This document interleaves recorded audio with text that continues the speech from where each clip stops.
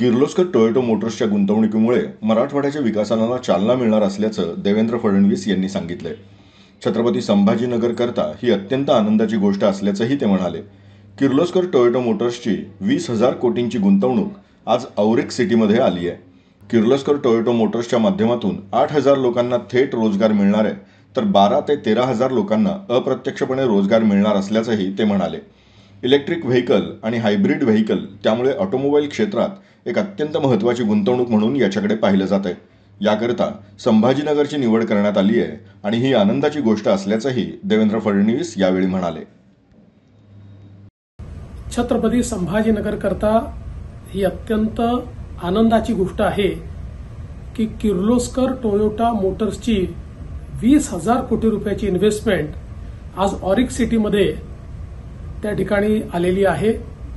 जवळपास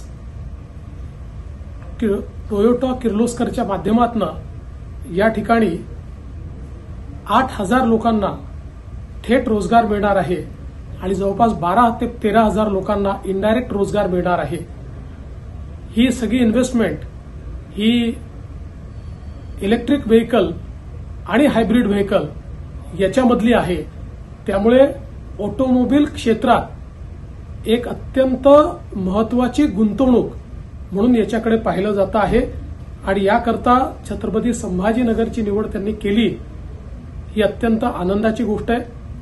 माननीय मुख्यमंत्री एकनाथराव शिंदेजींच्या नेतृत्वात सातत्याने आम्ही या गुंतवणुकीचा पाठपुरावा केला आणि त्यांच्यासमोर अनेक राज्यांची ऑप्शन्स असताना आणि विशेषतः कर्नाटकमध्ये ते ऑलरेडी प्रेझेंट असताना देखील त्यांनी महाराष्ट्राची निवड केली।